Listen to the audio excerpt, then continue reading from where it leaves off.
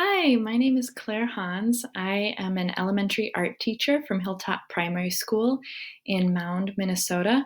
I teach kindergarten through fourth grade, and this is my ninth year of teaching.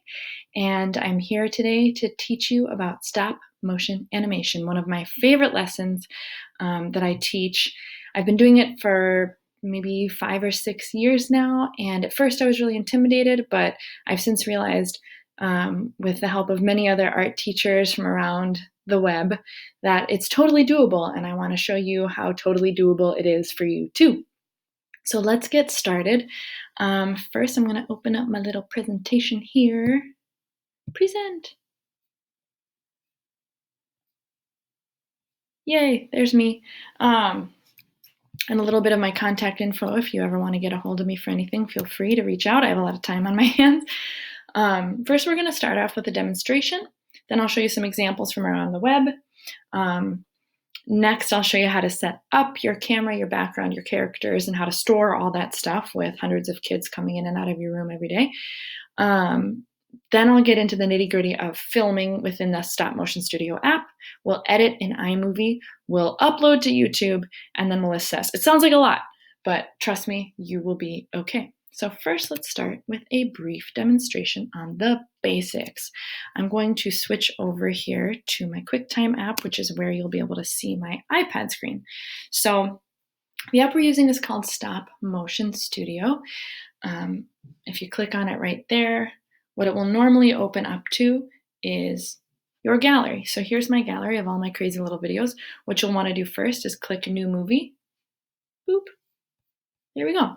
So a couple of basics about how to get started on this app. It's super robust, and for the older kids, if you give them an hour to experiment with all these different features, they will come up with probably more stuff than you or I ever could. But for the little ones, just to get them started, the first thing we do is talk about how to hold the iPad. So I'm going to show you like my little setup here. The first thing you need to do is make sure the angle of the iPad is okay. Sometimes kids will have it pointed too far up or too far down. What you need to make sure is that the camera of the iPad is in the top corner, not down here at the bottom where the kids will just see mostly table instead of what they're trying to film. So once I kind of angle this properly, the next thing I'm going to do is use my fingers to pinch and zoom just a little bit so you don't get to see my chair and everything else back there. You just see the beautiful, lovely, handsome, engaging Mr. Bob Ross, our favorite TV art teacher. So now I've got my camera set up. Then I'm going to focus the camera just by tapping, just like we normally would on any other type of phone screen. Once we've got it focused and we're zoomed into the amount that we want to be zoomed in, then we start filming. So the trick with stop motion is that you just do little movements at a time. I'm going to start with Bob outside of the frame and take a picture by hitting that red shutter button. Then move Bob just a little bit, take a picture. Just a little bit, take a picture. This is a great method for teaching your kids patience because they can just do a little bit at a time. If the movements between frames are too big and too much movement is happening, the picture will look, or the video will look really choppy. The other thing you really need to make sure is that the kids are using a tripod. I'm actually using my document camera right now, but any kind of tripod that will hold the iPad steady while you're working is what you want. I like to use adjustable wire book stands that I found on Amazon, and I included a link to those in my Google Slides as well that I'll provide for you guys. So just a little bit at a time, take a picture. Now, once you've taken a couple pictures, what's really fun is hitting the play button. So right down here, I'm going to hit play, and we can see Bob. He's moving all by himself. It's total magic. Especially those elementary kids will freak out when they see that for the first time. Pretty cool. So that's the basics of how you film it. Now, one thing that is kind of worrisome between class periods is that the kids are going to be right in the middle of this, and then it's time to clean up. And you know what a big freak out they have when it's time to clean up, and they're not ready yet. So what you can reassure them is that it's easy to set everything back up how you had it. So let's say they got to clean up, take everything away. What I have turned on, which you may have noticed while I was filming, is something called onion skin. Sounds gross, but it works great. Right over here on the left side of the screen, we see a scale. When I move that white dot all the way up, it's blank. That's what the camera is showing right now. Boom, there's my hand. But if I slide that white dot down, we start to be able to see the photo that I took before, my previous photo. And if I scale that down, when I come back the next day and I open up my video, it automatically saves, don't worry. I can line everything back up. What happened to Bob's head? Every time I move him, he looks a different direction. I think he's possessed. Which would be so cool to be possessed by the ghost of Bob Ross, because I bet that would be like the most pleasant thing on earth. So anyway, I'm going to line this back up. Try to get it where I had it or close enough. If you're close, that will honestly be fine. You just take another picture right where you left off. One thing the kids might also want to change is the speed. So we'll go down here to settings, this little wheel right here. And when I tap on that, there's a lot of different things you can control. The main thing that I care about for my elementary kids is this timer here. So right now, as you can see, I'm on 3 frames per second, but I'm going to scooch it up to maybe 8, or you can try 12 or 15. Let the kids experiment, but I usually recommend somewhere between 6 and 9. So I'm going to hit done, scroll back by just sliding those photos to the left, and then hit play. So I can see my videos a little bit faster than it was before, which is great. So that's the basics of how to use the app. And now let's get back to our presentation. Get out of here, QuickTime Player. There we go. So one of the most important things, I believe, is to just let them play on the app. Kids learn best through experimentation, and with my 4th graders, I usually give them about an hour for that. So some examples that I like to show them once they know the basics are these videos from YouTube. They show a lot of really great techniques that are simple enough for the kids to understand, but cool enough for them to be really motivated after they see them. So this video over here plays with perspective. You can see this person is holding a little toy dollhouse close to the camera, but then far from the camera is an actual human laying on the floor of this big studio, but they can interact, which is kind of cool, something near and something far for perspective. Over here, we've got something that just plays with objects, just books moving around in a bookstore, which is really great. There's an example with people moving from spot to spot. An erasable drawing on a chalkboard down here is another great example. And then also an example with polymer clay here. I've also got a link to a full playlist that I show the kids that they really love. So first, you need to get everything set up. Once they have time to experiment and once they have time to play and they understand how the process works, we got to get to the setup. So first, you need a tripod for your camera. I use something really simple like a wire locker shelf that can look down through the holes in the locker shelf between the wires down to a flat surface like a whiteboard I have down here, or you can use paper cutouts, anything that's flat, or even 3D objects that are just laying down. Then a second type of setup is things that are standing up. So for that, I use a wire book stand for the iPad and for whatever background I'm trying to hold up. Secondly, once you've got the tripod, you need the background because you don't want to have the whole background of your classroom showing through in the video. So for my elementary kids, I take a really simple approach. A folded piece of white paper plus a bookend from the library. I just love to read the library. My librarian is so great. The nice thing about this blank paper is they can decorate it however they want. Just prop it up and then tape it to the back of that bookend. However, if they get too caught up in making that background, it can really delay their progress in the video.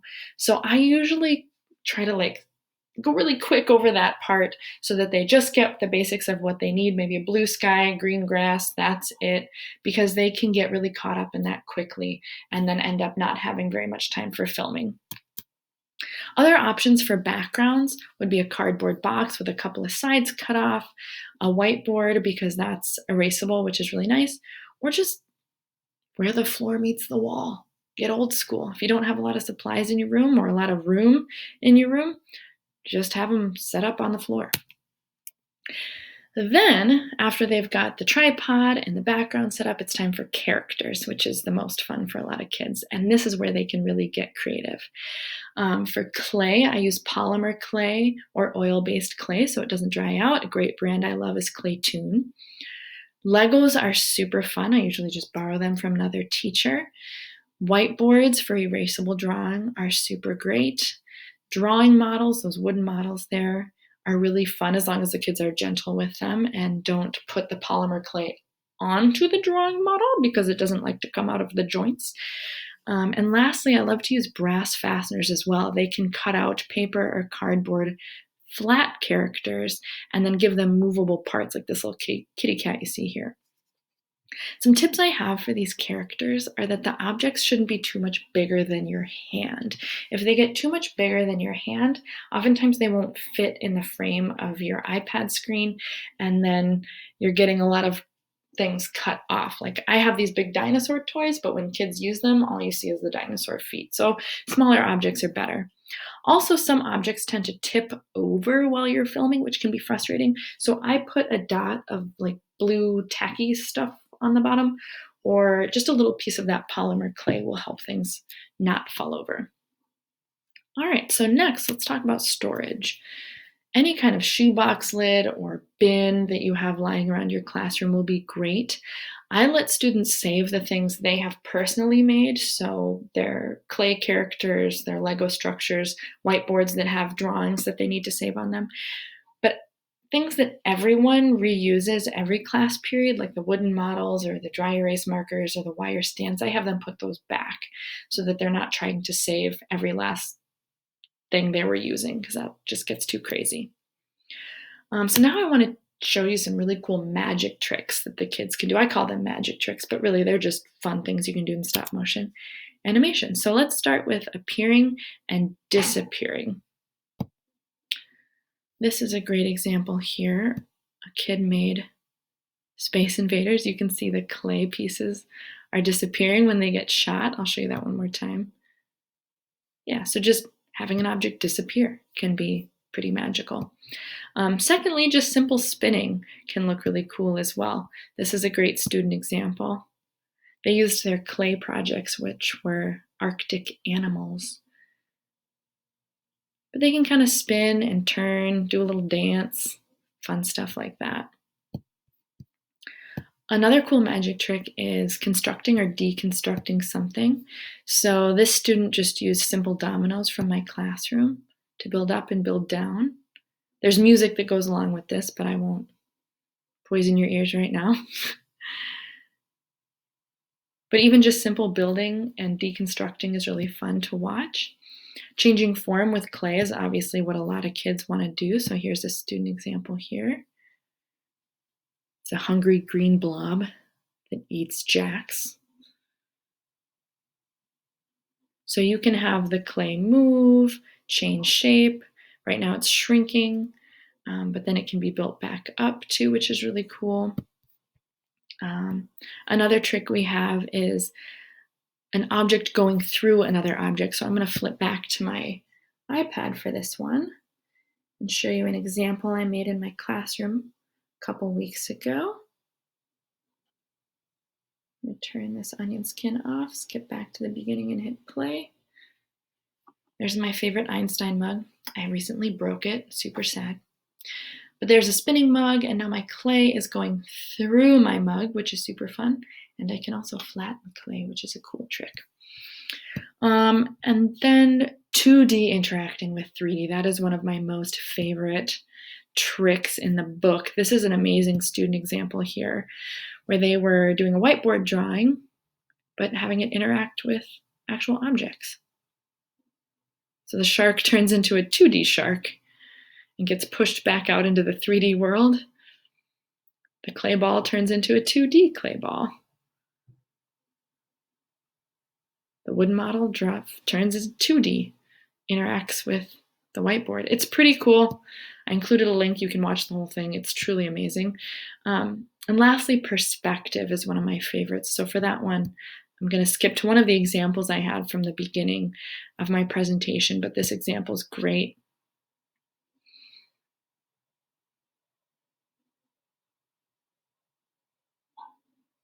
So in this video, we see a little bonsai tree that is held close up to the camera, but the characters are down on the bottom of the floor. So when you change perspective like that, that tree looks a lot bigger than it actually is. And it's kind of fun that the people are interacting with the object there. So lots of really fun tricks you can do. I'm sure older kids will come up with even more, but those are a couple of my favorites. So now let's get into the editing of the videos. So I like to edit using iMovie, and I included some instructions here for you that are in my slideshow, but I'll show you right now on my iPad as well. So first we need to export the video. So I'm gonna go back to my gallery, click on my little Bob video that I made today by hitting select up there in the corner, tapping Bob, and then I've got all these options up here. This box with the arrow means export, and I want to export it into a different app. I'm going to export, the top choice here, and it says, where do you want to export it? I want to export it to iMovie right now, not YouTube yet. I want to go to iMovie so I can give it title, credits, and sound effects. Those are the three things I have my kids add: title, credits, and sound effects or music. So when it pops into iMovie, it's going to ask you what you want to do. Do you want to add that movie to an existing project you have, or do you want to create a new one? I want to create a new movie. So that's what I will tap. Give it a second and it'll pop your clip. Oh, I love it when it does a little right in there. So now there's my little Bobby Ross, and I can see the video clip here. You can see that when I hit the play button, it'll show me my little video clip. That's all I got. Hopefully your kids will have more than that. But at the beginning and end, I like to add the title of the movie and then credits. So I'm going to scroll to the beginning. And to add a title and credits, I hit the camera button right there, little camera button. I like to switch it to photo. So that's hard to see right now, but right here, I switch it to photo. And I'm actually going to cover the screen with my hand because I like a just plain black background. Tap the shutter button and then hit use photo down here at the bottom. It will take that photo I took and plop it right where this white bar is. And when I tap that black photograph I just took, a couple options show up at the bottom. I wonder if I can make this up so there we can see it. So the first thing I want to do is add a title. So I'm going to click this title right here to add a title to the black photograph that I just took. Choose any one of these super cool ones. I chose Gravity. Okay. And then when I tap on my screen again, I can enter this. So what should the name of our video be, guys? How about Lil Bobby Ross? Because why not? Done. So now when I hit the play button, boop, Lil Bobby Ross. There's the title of my movie. Automatically does a cool transition. Then there's my movie. Now at the end, I'm going to do the same thing to add credits. So I hit the camera button, and maybe this time I want a different photo. Tap photo down here. Zoom that right up close to the camera. Take the picture, use photo. Now I'm going to tap that photo that I just took right here. Choose another awesome title. Tap the text so that I can adjust it. And it's going to say, by Claire. Never have your students put their last names on YouTube. I'm sure you were already thinking that, but just in case you weren't, never let them put their last names on YouTube. All right, so then once I've got a title at the beginning and credits at the end, in the middle, you can add sound effects. And the kids can go bonkers for this and probably figure out quickly how it works. But all your audio is going to be up here in this menu. So I'm going to click on audio right here, and they can do soundtracks, music, sound effects. For soundtracks, those are all supplied by iMovie, and they can preview and choose whatever they want. There's pop music, then you can see there's playful music, chill music, whatever the heck they want. If I go back to audio, I'm going to do sound effects. And that can be really fun too. So like a barking sound or bell tower. When you hit one of those sounds and you hit the plus button, it's going to drop it into your video wherever that white line was. If you want to adjust where that sound is, you can touch it. My finger's touching that sound, and I can slide it to wherever in my movie I want it. I can also tap it, and by scrolling along that yellow bar, I can adjust the length of that sound effect as well. So that's kind of how you play around with the sound effect. A lot of just touching and dragging and sliding with a fingertip. Then I'm going to hit X out of that. So that's how you add a title, credits, and sound. That's what I always have the kids add. I put some slides in the slideshow to show you how to do that as well. So now let's talk about how to share on YouTube so that we can all become YouTube famous and make tons of money. Just kidding. That's not going to happen. I accidentally convinced my students once that they could become YouTube famous, and they were super disappointed when they didn't. All right, so to share on YouTube, I've got all the instructions here, but I'll do it live for you to see there as well. Going back to here, there we go. So once you are done with your iMovie and you've added everything you want to add, I'm going to hit the done button up there in the corner. Boop, done. I always have my kids title their movie like this: Lil Bobby Ross by Claire. And then I have them add their class section as well, 4-3 or whatever. Because you will have so many videos uploaded to your YouTube and you're going to want to make playlists for each class, I find it's easiest if they title them this way. So I'll hit done. And then at the bottom down here, we see this export button again, like we saw before.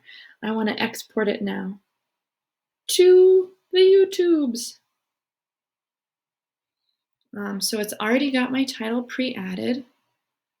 I just do whatever size is recommended. I usually have it unlisted so that it can't just be found by any old creepo on the web. And then I have my kids sign in to my YouTube account. You can guide them through that. You can give them the password and give them your login, and I just kind of trust them with that.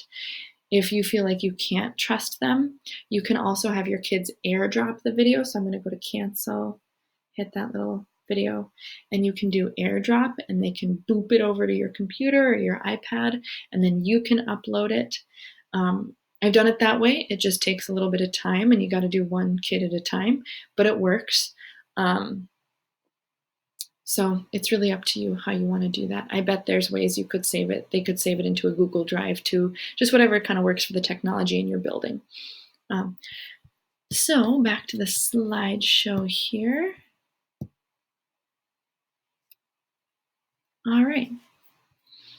So this is the slide that I show the kids. I tell them how to name it. I tell them how to export it. I tell them how to log into YouTube. That's not my actual password. That's a fake one. And then I wrote public there, but you'll actually want unlisted. So finally we come to assessment. I like to do it with a rubric. I grade them on, or I have them grade themselves on whether their animation was choppy or smooth, if their storyline was easy to follow or not. So usually I have them show it to a friend, and if that friend can understand what's going on, that's a good sign. For photography, that's really about if the iPad was steady and the objects had very small movements.